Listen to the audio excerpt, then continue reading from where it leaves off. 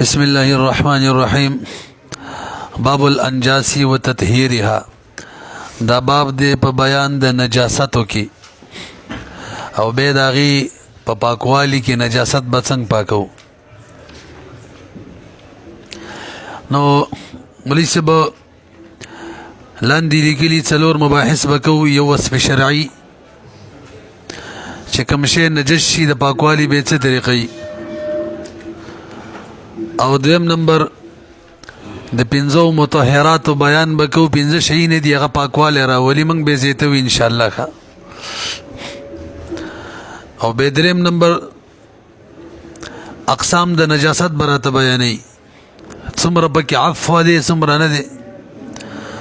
څلورم نمبر د پاکوالی طریقه به صحیح، کله به نه چوړکې او کله به درې بیرین چې د خیره بیان وکړو. تاسو رسئ مسله موږ داسې کړې وه مولوي صاحب چې یو نجاست حکمیه بل نجاست حقیقیه. نجاست حکمیه او د سره ختمېدلو، او بعضې صورتونو کې نجاست حکمیه غسل غوښتلو، د هغې بیان وشو. هغه قسمه نجاست چې هغه فرض و فرض ځکه هغه مخکې ذکر کو،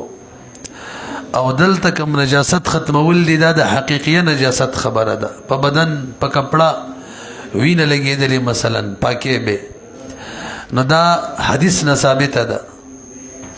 دې د وجې نه یعنې دا قطعي نه ده، دا لرې کول واجب دي ځکه وروستو ذکر کړه. نو یو وی نجاست، یو وی حدث. کله چې نجاست حکمي راشي هغې ته حدث وایي. سړی بې اودسه شي، سړی جنابت کی شي. یو وی خبث، د سړی په بدن باندې نجاست حقیقي ولګي، او یو وی نجاست د دوړو ته ویل کیږي، خو یو ته به حقیقي وي او بل ته به حکمي. خبر اسانه د غوږ شي وته. بحث اول د وصف شرعي، بیان د وصف شرعي. نجاست لري کول څه حکم لري؟ صاحب د قدرې وی واجب لري کولی واجب دي، چونکې حدیث نه ثابته ده. ځکه نو قطعی د دې کوم دلیل له هغه قطعی ثبوت نه لري، ظنی ثبوت دی. نو فرضیت نه راولي، څه راولي؟ وجوب. داسې ونه ویلو چې فرض، بلکې څه وایي؟ واجب. به د کم شي پاکول د نجاست نه ضروري دی. غوږ شي، یو بدن د منځګزار دا به د نجاست نه پاک وي، یو دویم کپړې به پاکي، او دریم مکان به پاکي. اول بدن به پاکي، نو په کوم ځای باندې چې نجاست او ورته ممکنه وه لرې کوي به، کنی مونځ یې نه کېږي. خو د هغه حصې نه د کومې حصې وینځل چې ضروري. نو که یو سړي په سترګو کې رانجه اچولي دي نجس، نو هغې لرې کول نه دي ضروري، کوم چې په سترګو کې دننه دي. وجې د سترګو دننه حصه وینځل نه به غسل کې ضروري دي او نه به اودس کې. حکم رانجه چې بار را وبهږي بار حصه باندې وي، نو هغه خو به په اودس کې مینځل ضروري دي، غسل کې نو به به دغه ځای انځي. نو یو بدن د مصلي به پاکي. دویم نمبر مولوي صاحب کپړې به پاکي. توجه کوئ، اوس کپړې لباس څه ته ویلې کېږي؟ بس مونځ په دوران کې چې قمیص ویم لباس دی، که برتوک ویم لباس دی، کم صادر ځان نه تاو کړی دام لباس دی، جب کې څه اچولی رومال وغیره دا ټول لباس کې راځي. ګړۍ اچولی دا څه چې دا ټول به پاکي. د ده د بدن چې کم اشیا تابع دي، کا ګړۍ د بنګړۍ دی، د زنانو ګوتمه دا ټول به پاکي. ها داسې اوږد صادر دی، مخکې ما بیان کړی و. که چېرې مونځ کوي او هغې ویسه دومره لرې پرته ده چې د مونځ په حرکاتو سره هغه هېڅ حرکت نه کوي، نو هغه به په لباس کې نه، هغه حصې ته لباس نه ویلی کېږي، هغې پاکول هم ضروري نه دي. لنډه دا ده. اوس داسې قاعده ووایي چې مونځګزار د مونځ د حرکاتو سره کم اشیا حرکت کوي، کم لباس اقا لباس دی. دا مشوره. دریم نمبر مکان به پاکي، په کوم ځای چې مونځ کوي. دې کې مختلفې رایې دي مولوي صاحب، مفتابهي راجحه رایې ده. د توجه چې په کوم ځای سجده لګوي، سر او تندی او پوزه دغه به پاکي. په کوم ځای چې ولاړ دی قیام کوي، قدمونه ږدي، دا به پاکي. په کوم ځای چې ګوټنې راځي ګوټنې دواړه دا به پاکي په کوم ځای چې لاسونه ږدي دا به پاکي دې نه علاوه که جانماز کوم ځای نجسو د سب کوم ځای نجسو څه پاک نه کوي ښه د هغې پاکوالی ضروري نه دی پوه شوې اوس ورته وګورئ تطهیر النجاستی پاکول د محل نجاست دا واجب دی من بدن المصلی د بدن د مصلینا وصوبه د کپړونه اصل کې شرایط صلات دي والمکان الذي او دغه شان دغه مکان لا يصلي عليه کمانی چې مونږ کوي وسی دلایل بیانوي لقوله تعالی د وجد الله تعالی د دې قولنا وثيابك فطهر او کپړې ستا چې دی پاکي کا ثيابك مفعول به مقدم دیکھا افطهر پکې عامل له على شریطه تفسیر نه دی ګوره على شریطه تفسیر خو پیژنې کړه هغه چې اسم یو رستو تر پیل راغلی یو فعل مسلط شوی په ضمیر کې او هغه ضمیر راجی د مخ کې سم دلته خو ضمیر نشته وقال او د شان نبی علیہ السلام فرمای بل دلیل حتیه معنا وی مگا ثم قرسیه بی وگروا ثم اغسلیه بالماء او بی وینځ پوبو دای منی په باره کې ویلو حتی لاندې حدیث ذکر کړي من حدیث اسماء بنت ابي بکر ان امراه سالت النبي صلى الله عليه وسلم ان ثوب تصيبه منی نه دی ما هغه کپڑا چې هغه ته رسیدلی د هیز وینا هغه باره کې ویلي فقال حتيه وقرز مخکې راځي ولا يضرك اثره ها تا غزه ومګلو وم دې ګرولو ویم دینځلو او بهم پکې رنگ نتللو یا بدبی نتللو دا حرج دی هغې لرې کول به نه دي ضروري درې پیرې به وینځي رستو به راځي انشاءالله او یا به نچوړ کي هر پیرې سره به څه کې نچوړ کي به چې دې رنگ نتللو د نجاست بدبی نتللو بس په هغې موږ نه مکلف حرج خو مدفوع دی که نه الضروراتو الامر اذا ضاق اتسع ټول بوایو ولا يضرك ضرر نظر کوي تا ته کم اثر باقی پاتې شي لون او رایحه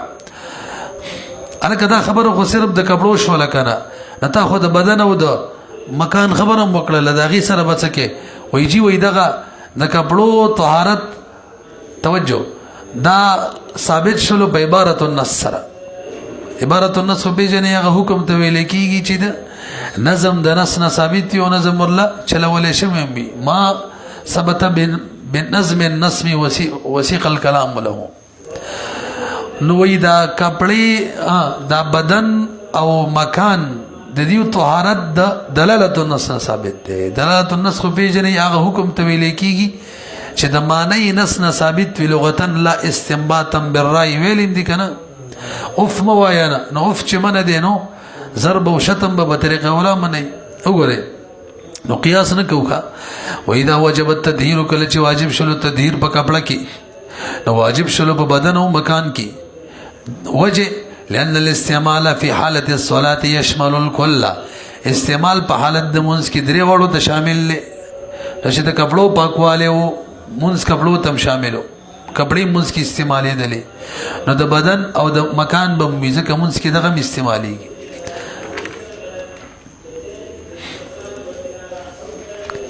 دویم بحث مطهرات خمسه راځي لکه خبره به کې وکړو ما ته لګو غوري کدي سره به وکړو رسته به وکړو راځي کتاب والا 15 اسباب د طهارت ذکر کړی دي څو 15 موږ به خیر سره زیات ذکر کوو پاره کې اول نمبر وبدي وب پاکواله راولي کوم زیات نجس شوینه به ولګیدل منی به ولګیدل نجاست په ولګیدل او بو وینځ بس پاک بشي پویږي په یو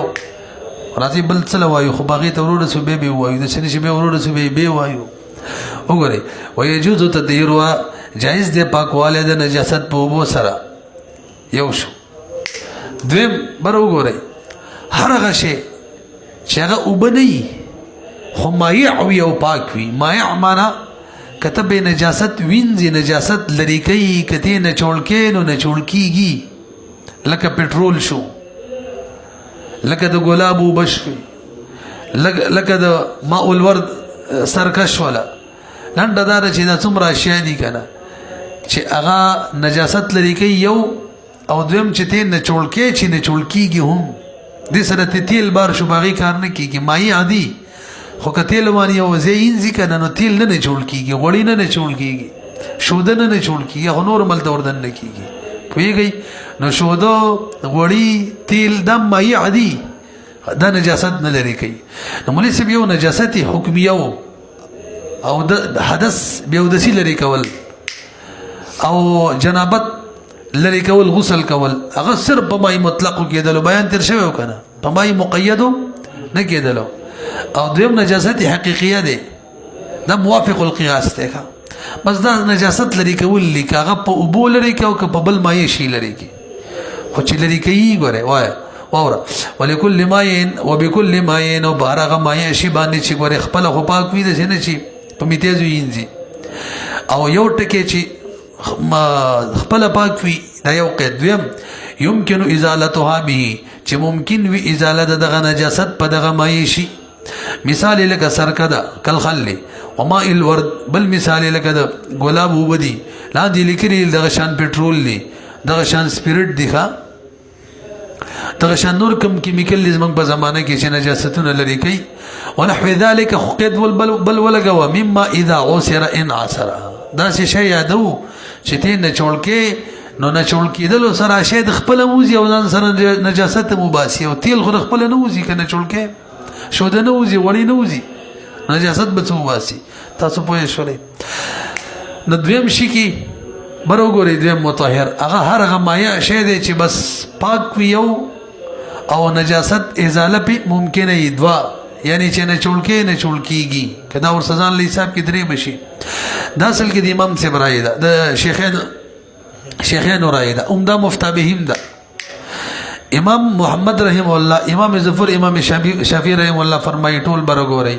په بو نجاست حقیقیه لري کولای شي او په دغه بل مایع شي باندې نشي لري کولای دلیل وایو غوري وقال امام محمد امام ظفر امام شافعی رحمهم الله فرمایي لا يجوز الا بالماء نجاست نشي لري کولای مگر بو صغرا برګوري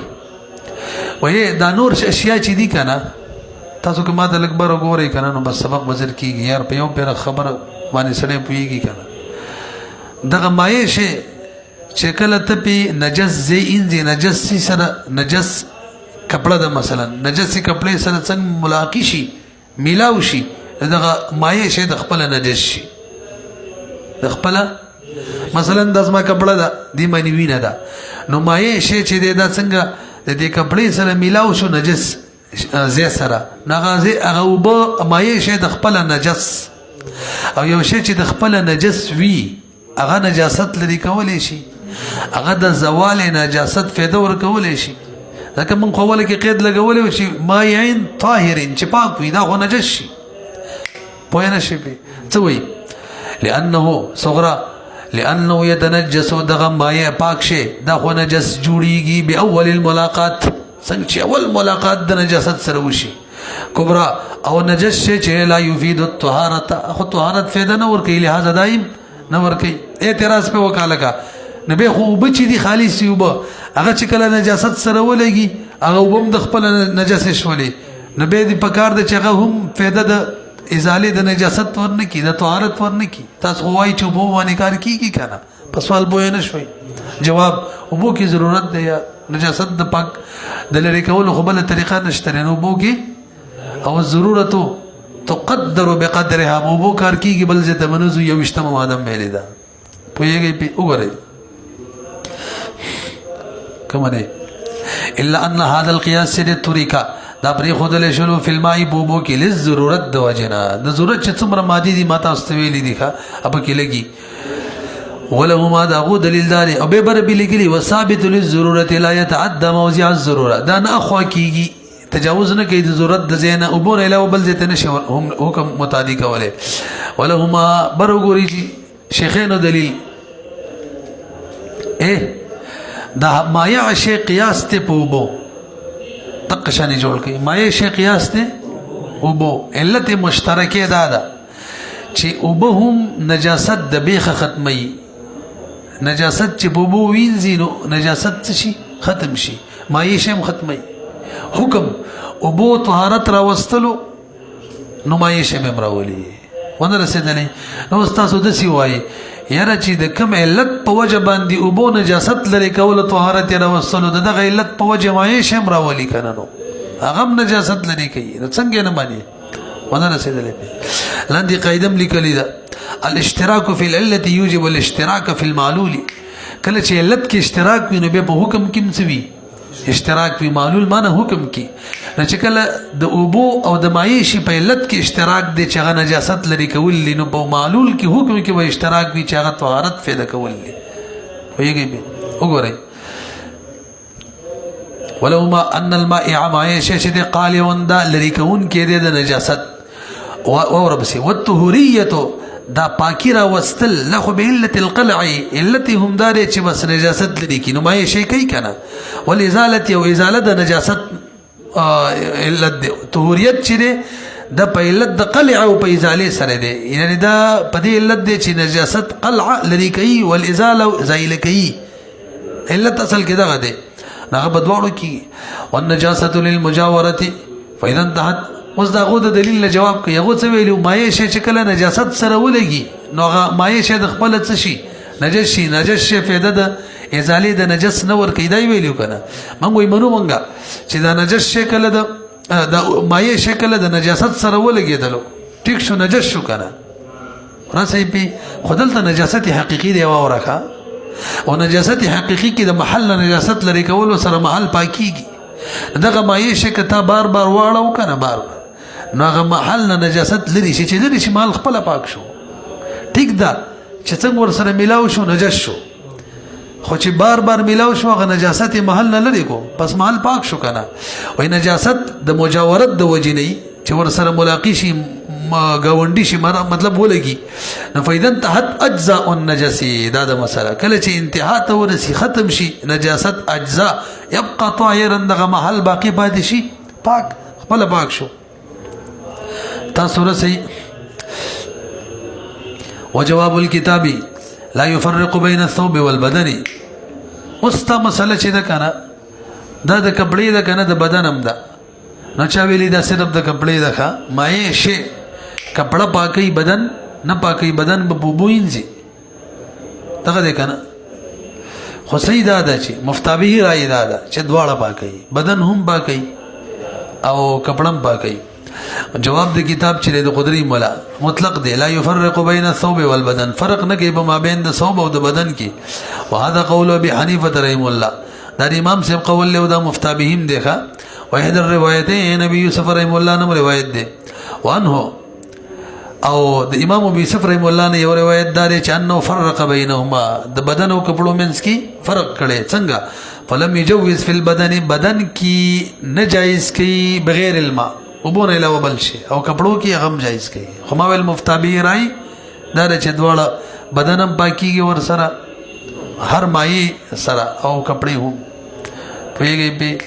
او که صابون جوړو نه نجاست نه خنزیر د واز کې وغیرہ نه نو به هغه صابون به حکم لري پس هغه پاک دیکھا ماهیت بدل شوی حقیقت بدل شوی رسو بیان کوم ان شاء الله. کله چې غر کې خنزیر مړ شي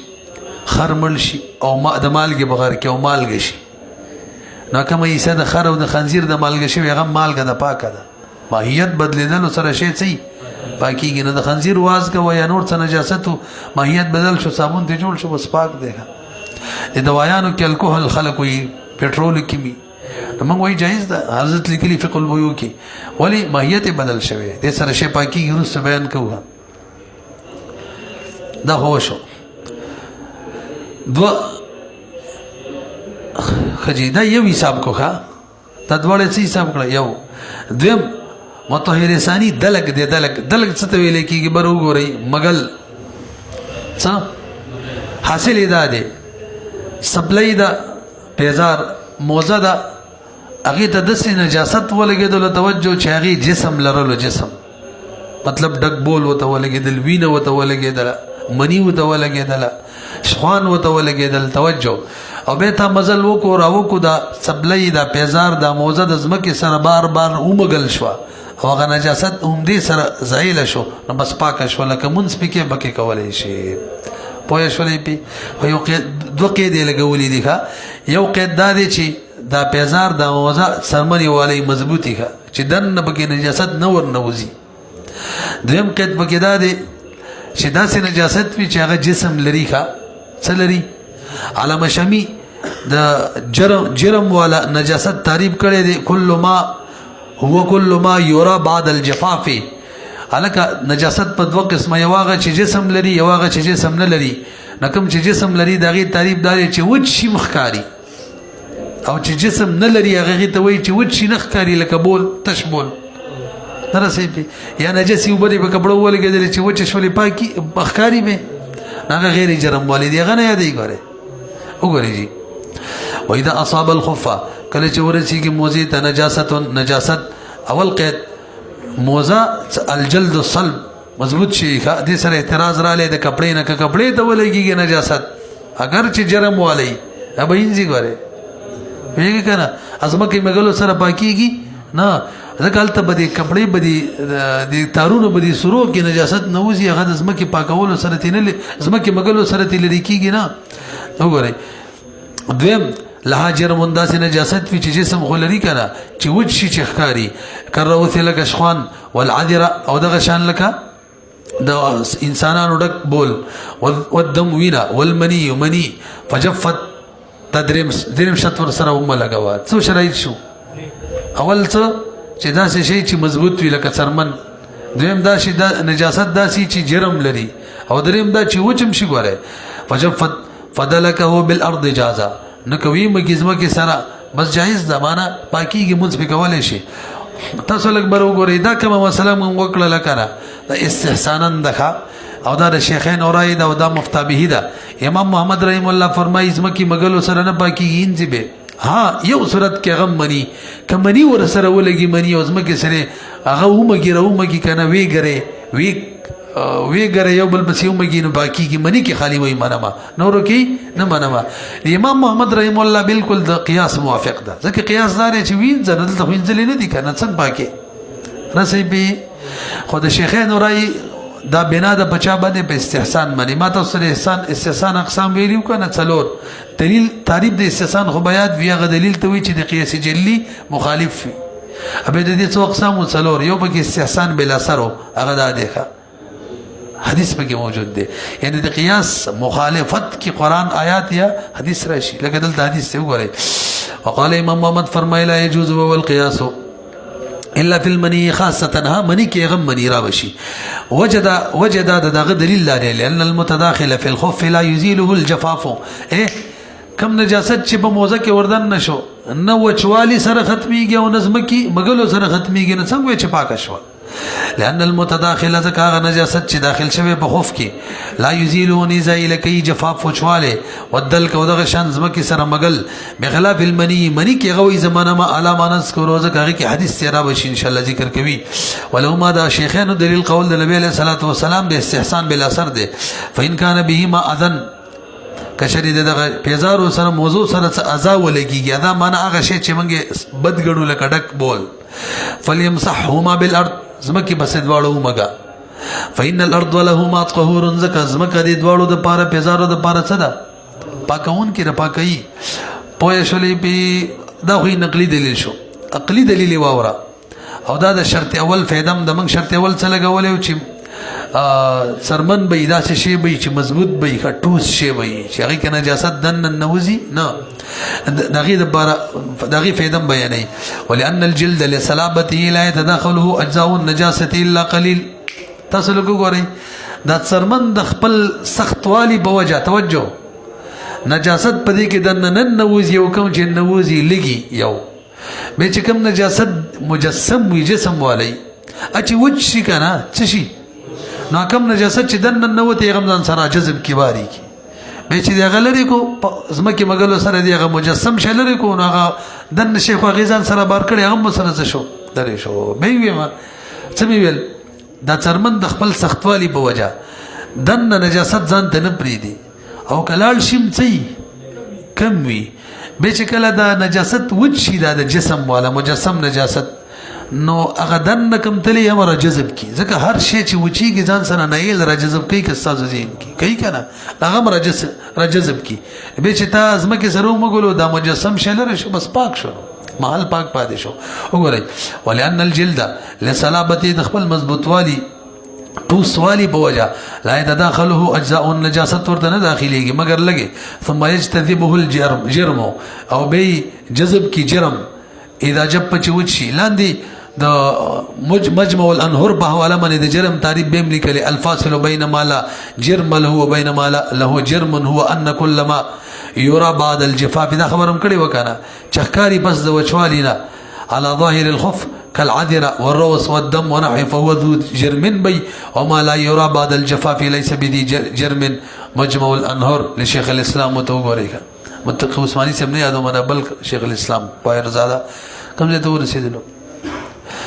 نو وی ثم يجتذبه الجرم اذا جف وجه لك دا قدم لګولیو او دا دویم قدم جرم لګولې وغیم یو دا دریم شو جفا فاذا زال به چکل دا زید ازمکه مغلو سره زایل شو دا مجسم نجاست زال ما قام به زایل بشي ور سراغه نجاست کم چې دې پورې قائمو مطلب هغه پس رخکلې ورا کش کړو الاحتراز وان شرط ثالثه الکه شرطم کم لګولې دریم بکی چې وچ بي چې دا جرم والا نجاست سي وچی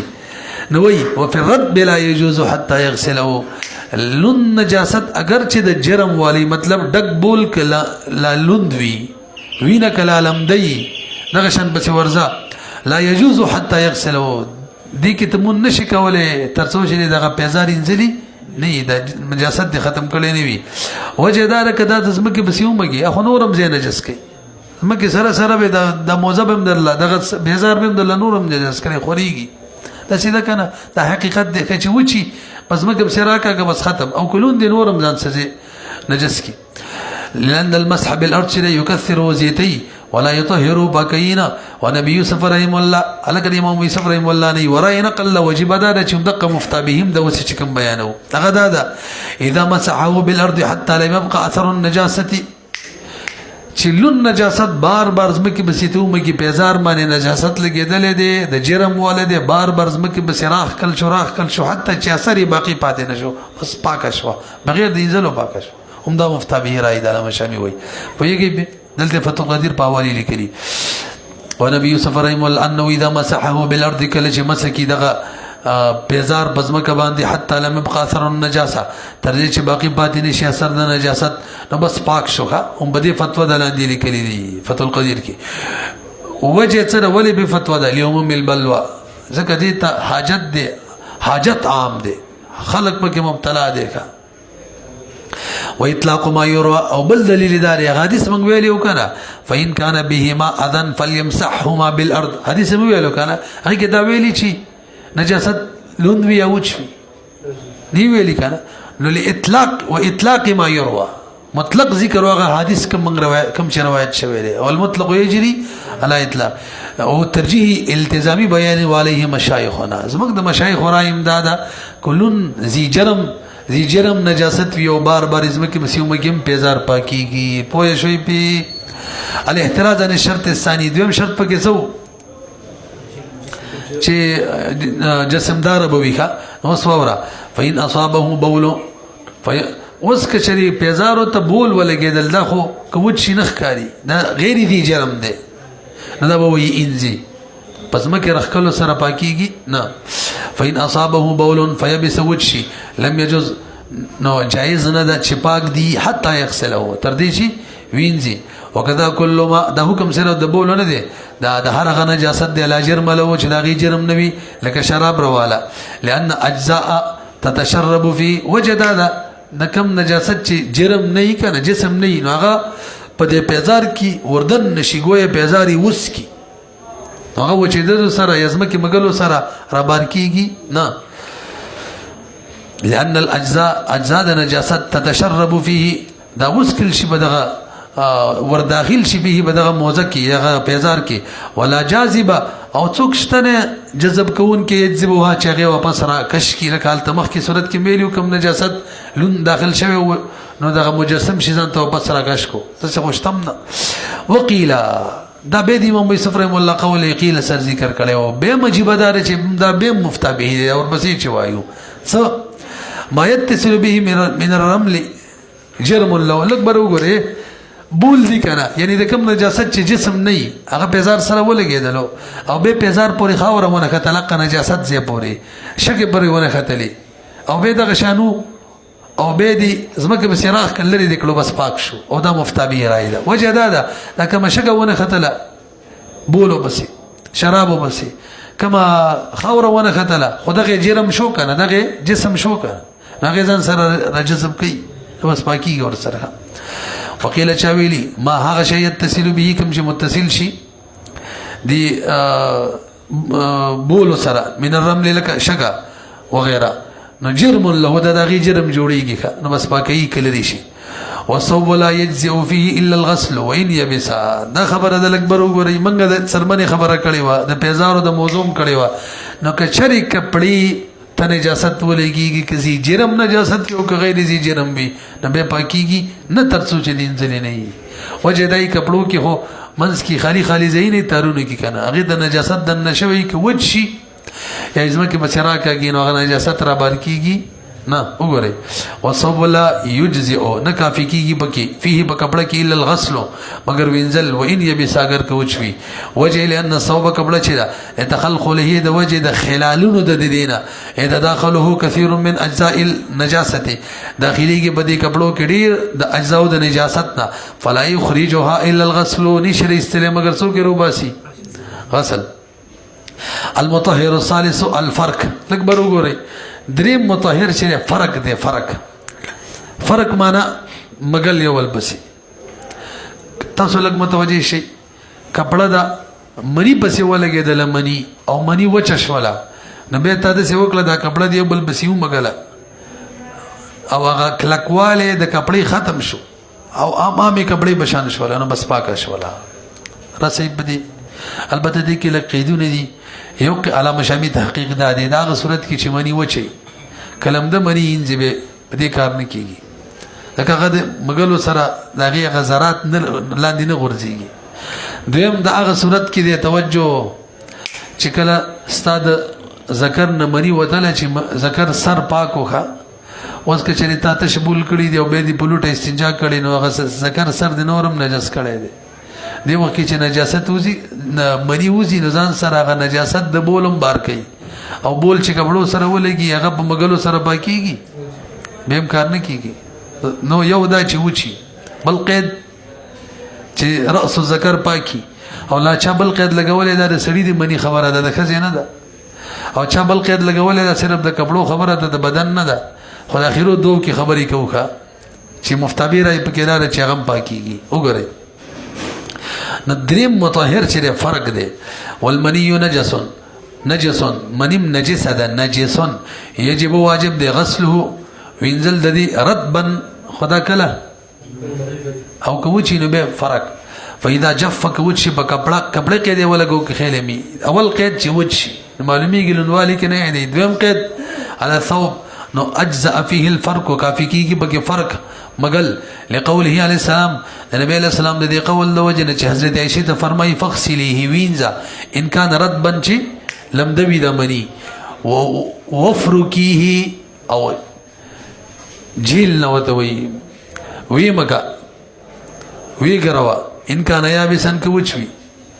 وقال امام شافعی رحم الله فرمایي مګل وفرکی معنا وی مګه امام شافعی رحم الله فرمایي المنی طاهر هغه وی منی خو پاک ده یار وای دا کله خو د انسان حقیقت د انسان د دینه پیدا ده د څنګه نه پاک وي دا رسې به موږ ورته وایو انسان خو د منی نړۍ روح پس پیدا کیږي اول منی به د جوړ شي وینا نغوی نه پاک ده کنه وینا نه پاک ده منی ته پاک وي وغه ته نه وي او دینه خو شت دینه خو فرعون هم پیدا ده څوک هم دې پیدا ده فرعون دې وګورئ لکشن اصل کې مسله دا نه ټیک د چې منی نه پاک ده څه ده به انسان ولی پاک دی خو حقیقت بدلیږي ماهیت څه شي بدل شي ویني شي او به دغه ټوکړې شي او به بس راځي انسان شي او ماهیت چې بدل شي موږ ویل به خوشي پاکيږي وګوره امام شافعي رحم الله فرمایي منی طاهر ده والحجه علی دا خلاف دلیل هغه کوم چې روایت کو نبی له سلام زه دې شي ته فرمایي فغسلیه او به ورته وی وفرکی. وقال بل حدیث نبی علیہ السلام فرمای انما یغسل الثوب من 5 کپڑا وینځل کیږي د 15 اشیاونه باقي کې یو شی سم دی منی دا وذكر منها المنی دي ذکر کړي ولو اصاب البدن الک دلته خبره د چا و د کپړې و نو که منی بدن سره ولګي نو ما ویل دي کې ایواره اداره چې د وینځي دا صرف په مګلو سره نه پاکيږي ولو اصاب البدن قال مشايخ ویل دي يطهر بالفرق ایواره اداره چې دم په فرق سره پاکيږي څنګه چې کپڑا پاکيدله او دا راي راجحه ده صحیح دار چې دا راي څه ده راجحه ده بس دم پاکيږي بل راي پکې دا ورپسې وجه وې ځکه چې مری څنګه کپڑے سره لګي او اور وخت انزل مشکل دي دغه شان بدن سره لګي خلق پکې مبتلا دي انزل ور وخت مشکل وي او بخو ور وخت نه لئن البلوا چې دا حاجت فيه بدی کې اشد د کپړو نم زیات دي. ونبي حنیفه رحم الله نے روایت دار انه لا يطهر دا کپڑا نه پاکيږي بدن نه پاکيږي مگر الا بالغسل دا مې ویلو کنه وجه لان حراره البدن د بدن حرارت چې مریضان سره دن کوي نو کمکتی مګي ناغه کوم منی دن کړي اور سره پاکيږي نه انځي به د سینې چې بيخي باطن ته دن نشوي د کوم زینجل چې نه دي ضروري هغه نه یادای دغه بدن کې کوم قوتي غونته کی کنه دا وړه هغه ته دن کی هغه به مګلو نه پاکي وګورئ لأن حرارت د بدن چې دا جاذب د ځان سره د منی نجاست جذب کوي فلا يعود الى الجرم د منی کم مجسم توب دغه ته بس کیږي نه والبدن لا يمكن فرق بدن بل خبره بدن کې فرق ممکن نه دی چې تی ومږي وی ګره کګره بس ابر ایسه بګریږي لا غدن نزین نه تاسو په شو لیکنه فثبت عدم امكان ازاله المتداخله الا بالغسل دینه معلومه شولا چې کوم شي کې نجاست دن شلته به صرف انزل کې لا پاتې دی یو دوه خبرې او تاساني پاتې دی وګورئ څلورم مطهر چې مسح ده تاسو لږ برو ګوري څوک دا مسح نو مسله دا ده چې ثقيل شي چې یعنی کوم شي چې مسامات نه لري چې نجاست پکې وردن نشي لکه شیشه یا وسپنه توره یا د موبایل سکرین د باندې نجاست ولګي کنه دن نه نزي نو د دې د پاکوالي د څلورم صورت دیغه دا مسح کا یعنی پاک کپڑا رواله او پلری کا بس پاک شو انزل ته ضرورت نه په وبو انزل ته ضرورت شته نه په مایا شي انزل ته ضرورت شته بس صرف لمده کپڑا به راکاګه پاکيږي پوهه شولې په دغه شان بس پسې ورځي چې کم شي امداسې دي چې مسامات نه لري البته ولمو قید لګولې دي که شیشه کې نقشې جوړې شوی یا وسپنه کې یا سکرین وغیرہ باندې د بیا نجاست دغه نقشو کې ګډونو کې نوځي هغه به په مګلو سره کپړې رخلو مس سره نه پاکيږي به بینځي ها وبو باندې انزل نقصانی کنه پټرول وینځ سبق خو نه کوي پټرول کار کوي مایه شي خدای کنه وګوره والنجاسه اذا اصابت المرآه اذا اصابت المرآه کورسیږي شیشه ته او سایبه توریتا خجی نو اکتفی بمسحهما د دې دوړو په مسمانی اکتفا کول شي اذا زال به اثرها وشرط دانه چې اثر د نجاست خلل شي لانه لا تداخلهما نه داخل شوی دوړو ته نجاست وما على ظاهره دن خو نزي کنه کوم چې ظاهر دی يزول بالمسح مسح ختم شنو پیږي المطهر الخامس پنځم نمبر آسان دی همدغه شان آسان دی کوم چې تیر شو پنځم نمبر مطهر چې هغه وچیدل تاسو لک متوجي شي زمکه ده نجس شولا په وچ شولا بس پاک شولا مونږ په کولای شي البته تیمم به نشي کولای رسې به دغه شان د زمکه په حکم کې دا کمی ونی وغیرہ چې بزمکه معنی ولاړی کما آبادی کم پرش د جماعت څه چم دي دا ټول لازمه کې په حکم کې دي کوت شو بنور ور شو کر خپل ور شو بس شو پاک شو بده معنی باندې چې مونږ په کولای شي د بار یار رسې به وګورئ و اذا البته که بدبی تیزی او مونږ په کې نو بدبی به رسلی خلل مونږ کې جوړي نو کراهت به پکی مونږ بکیږي و اذا اصابت الارض کله چې ورسی کې زمکه تا نجاست فجفت به دزمه کې وجه شي بنور د قید اتفاقی اعلان دی لیکلی ښه خپل وجه شو اسه وجه شو لم دغه حکم دی په پکی دی وجه کړم دغه حکم دی خدا قید به ولګي و ذهب اثرها اثر اعلان شي بدبی ختم شي رنگ ختم شي اجازه الصلاه علی مکانها منځ دی په دغه مکان باندې مون جایز دی ګوره ښه امام ظفر امام شافعی رحم الله وای نه پاکیږي او چوالی سره لا تجوز مون نه دی جایز وجه دا چې ناپاک شي الا پاکیږي چې مزیل موجود شي نجاست زایل کون کې موجود شي وغلا دلته موجود شوی نه دی لانه لم يوجد نه دی موجود شوی المزیل د نجاست زایل کون کې ولهذا دغه وجه ده کنه تیمم به نشي کوله جایز نه دی تیمم بیا په دغه ځمکه ولنا موږ د پر قول د نبی علیہ الصلوۃ والسلام دی زکات الارض پاکواله د ځمکی یوبو سوها داغه وچواله دی و انما لا يجوز التيمم خنو سوال تیمم په ولې نه دی صحیح جواب تیمم مبارک الله ویلی فتیمم صعیدا طیبا شپاک وی خپاکا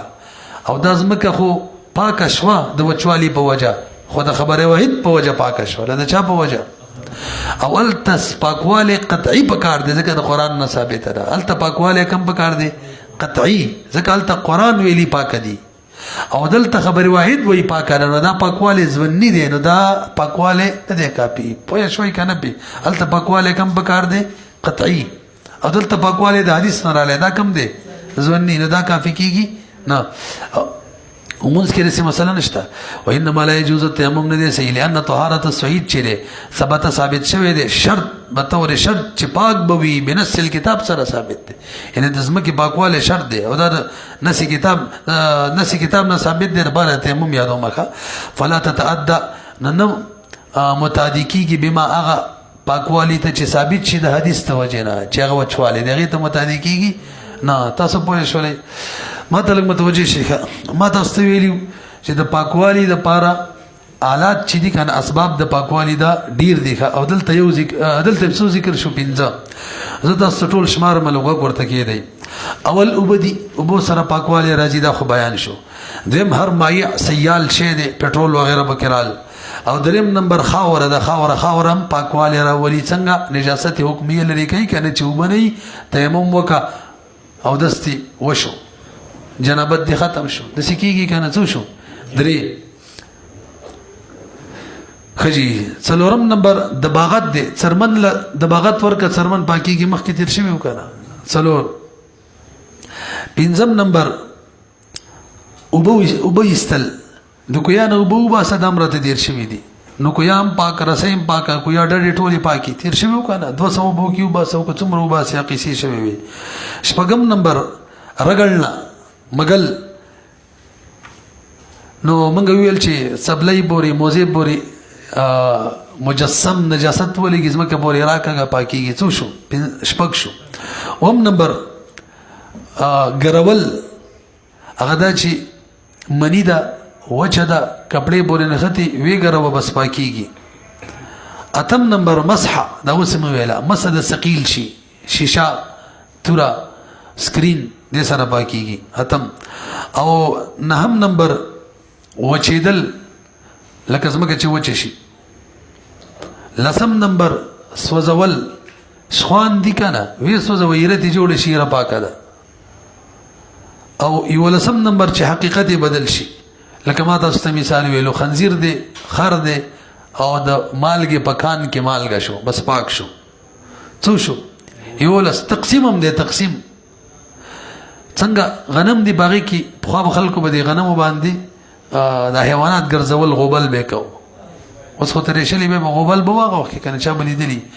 حالته به بزین زمانه دی ویانو بول وکړه مساقي کې د سیو کا یو ځای کې به تقسیم کوم ستول پاکيږي نو څه شو پکې یو تقسیم شوکا ورسېدې په بل څه سوال مال شته سپریګانی وغیرہ شي الکوهل میلاو سپریګانی پاکي دي ما تاسو ته ویلو چې حقیقت بدل شوی اول خواږي کې کم الکوهل هغه د شراب د څه نه جوړیږي غنی اچې د غنم وغیرہ نه جوړي د انګور والا نه ښه